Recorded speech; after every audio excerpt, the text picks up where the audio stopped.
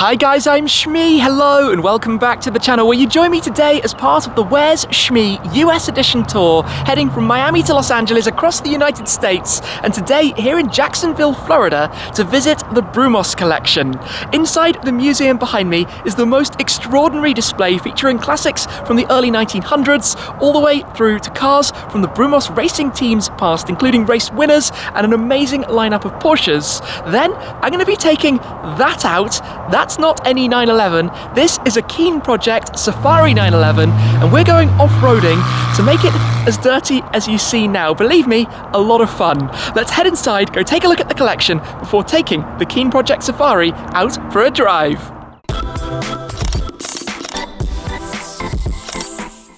Come on in then, where believe me, this is very special. The Brumos Collection that opened approximately a year ago, where on this side we have some of the classic cars, over to the other side some of the Brumos Racing Porsches as well. But here, for example, we have some early 1900s Peugeots. There's a Bugatti Type 35 that's just been through a full restoration. It's the best collection that you will see of Miller race cars together as well. And if we come on through, we'll come back to these and some of their stories in a moment. If we come to this side, we have the Porsches as well. Just feast your eyes over this, from the 908 through the 917s, 962, all the way through to the 918 Spyder Weissach, and the cabinets filled with all of the trophies that they've accumulated over the years as well. Let's go for a quick walk around here. We'll go into the workshop too in just a moment, but starting with the 1910 Lion Peugeot V2Y2, we've got the 1914 Peugeot L45, which was really a technology tour de force of its day, the first car to have four-wheel braking, numerous engine upgrades that meant it could go 111 miles per hour. We've got a number of different Miller cars, the 1923 Miller 122, then we get to the 1926 Bugatti Type 35, the winningest car of all time, taking victory in over 1,000 different races. The Bugatti Type 35, Locomobile, Cord, Alfa Romeo. Look at all of the artworks and pieces that are around here as well, the setups, the information. This is an extraordinary display. The cars used to be in various Brumos dealerships. They've been brought together now to be here as part of the museum. As we come on round, there's a 1959 Porsche tractor just sitting over here, and then the view we're about to get of the Porsches. This is amazing. The 908, 356, different 911S, the 917-10, the Can-Am, behind it the 917K. This is fantastic. The Porsche Transporter behind as well, 964, 911 GT3, 962, 911 GTS. It actually came from the factory like this with the exclusive manufacturer details, and the supercars, the 959 and the 918 Spyder Weissach Package, painted from factory with the Brumos Racing livery on it. Like this, even the details on the inside, the red piping, the blue embroidery, looking incredible. That's amazing. Let's head on. In the workshop side, we have the transporters, we also have Bumblebee, the Transformer, and some racing cars up on the ceiling as well. But we've got the 2018 factory run 911 RSR, wearing the number 911, which was wearing the Brumos Racing colours. We've got here the 2009 24 Hours of Daytona Champion, that was the winner, again, the Brumos Porsche.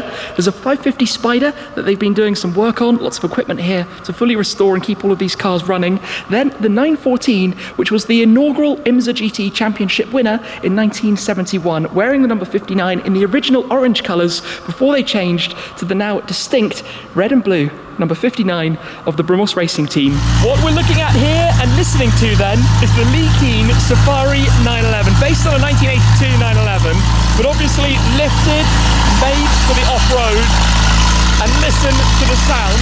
And I'm actually about to drive it. Look at this interior as well. Look at the plaid finishing. Right, let's go. I feel like I'm slightly cheating on the GT500, having swapped cars for the moment, but we are heading, I've just been told, to a little bit of off-road, so we're following the pickup.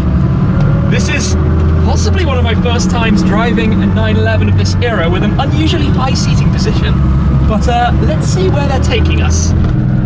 Okay. This got wild very quickly. We are off-roading in a 911 Safari. It gets dusty, it gets dirty, it gets muddy. Yeah, this is crazy. We are sliding around in the sandy section. This is mad. This is absolutely mad, and I'm kind of in concentrated concentration mode of the driving because I didn't really know what I was letting myself in for.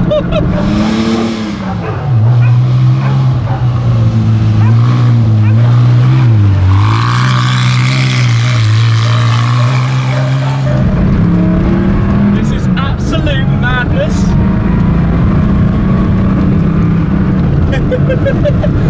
The guys in front are definitely living life on the wild side. Here we are just cruising town over some, I mean right now it's just a slightly off gravel tarmac road, but types of terrain around here out of nowhere it will just become dust, sand, dirt.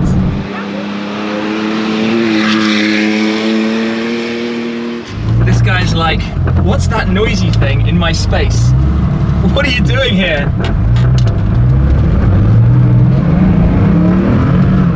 Sorry.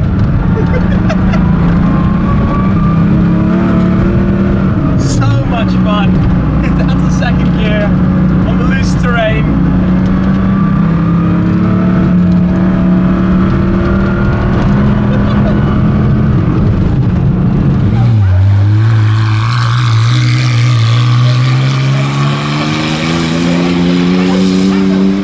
We are blasting along. I know it's not the roughest of terrain here, but this is a 911. It doesn't normally do this kind of thing. Apparently things are now going to be making a splash. Yeah, quite literally. We're making a complete mess of this. Wow. Okay. Whoa!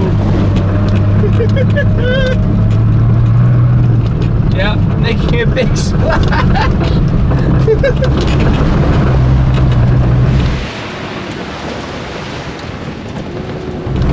Holy moly! Holy moly moly! Things are getting really wet here. Well, this isn't what I thought I was going to do today. He says, where's the wiper? We need to run that. There we go. Okay, that doesn't do too much.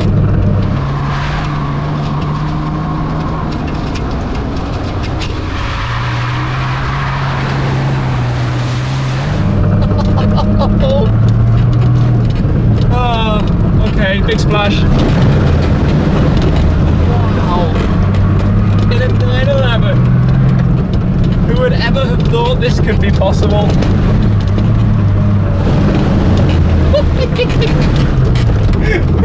I don't quite know what we've just done, but this car must now be absolutely filthy. And out onto the gravel again. I mean, what? Just what? Back onto the dirt track.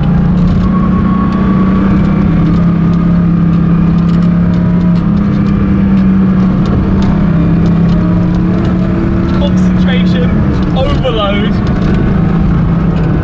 So we blast down here. Never did I ever think that this would be as epic as it is. We're blasting on in this thing. Do a little jump.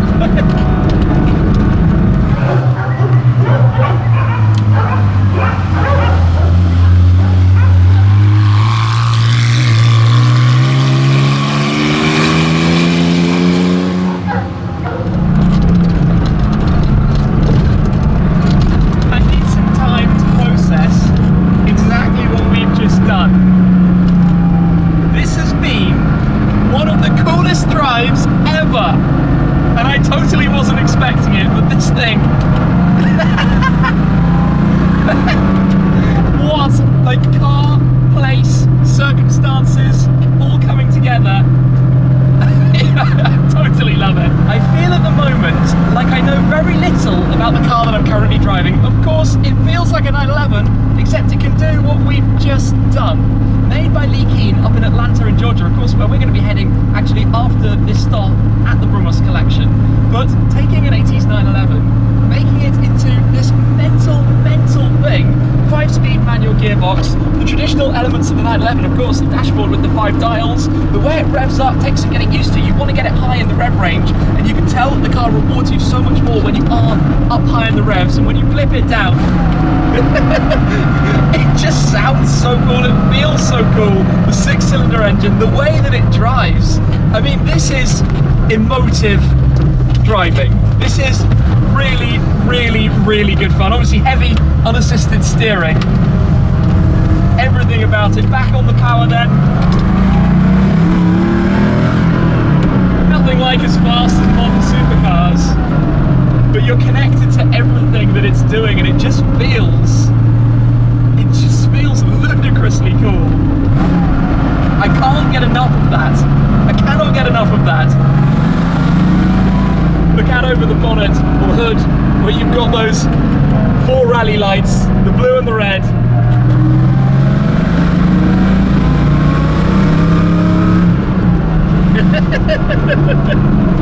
Oh my goodness. Welcome back then to this extraordinary venue. So incredible, housing the cars, and what a drive in this. I don't really know what to say. A totally different drive to, let's say, taking a modern car out on the roads.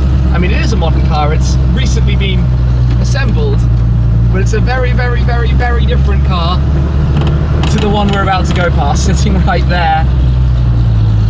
In fact, I might try and park it right alongside my GT500. Reverse, down where 6th gear would be such a tiny thing. You look back and you can see everything. It's just a glass canopy. So let's neatly do this at least. And let's definitely not stall it, because that would be an awkward end to what's been a fantastic drive. I mean, the way it revs up as well, listen to this. Glorious.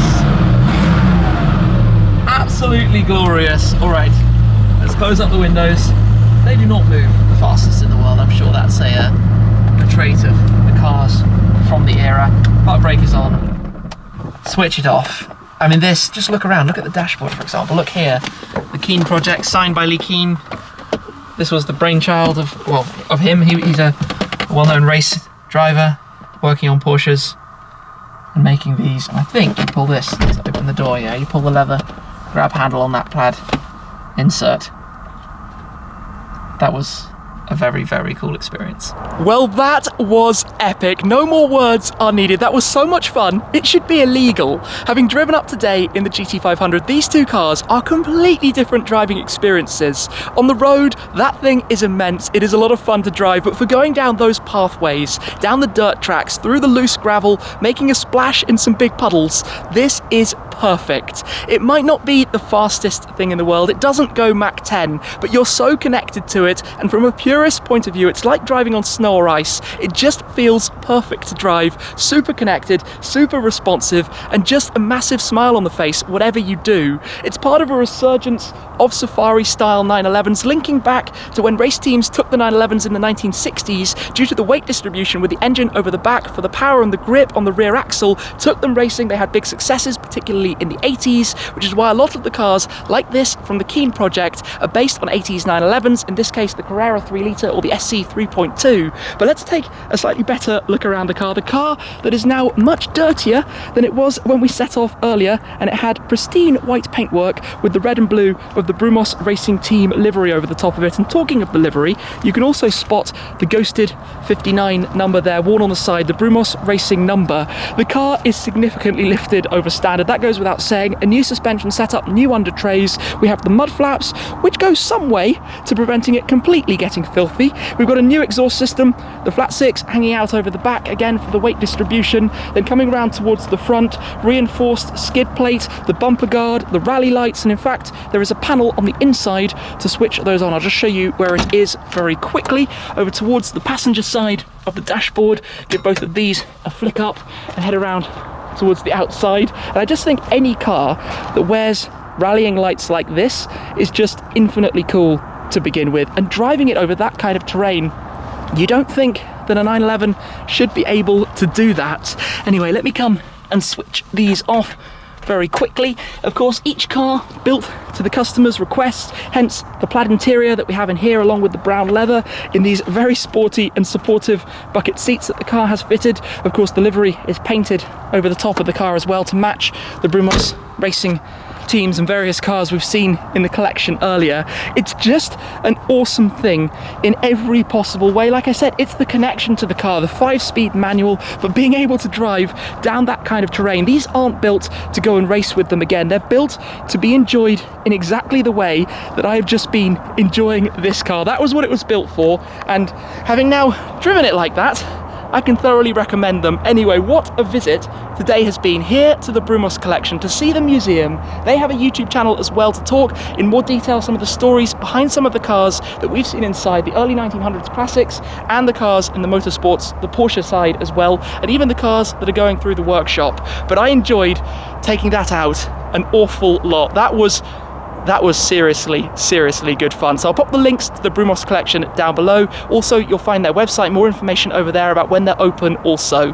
For now, thank you very much for watching. As always, guys, what a day. That was epic, and I'll see you again very soon. Cheers.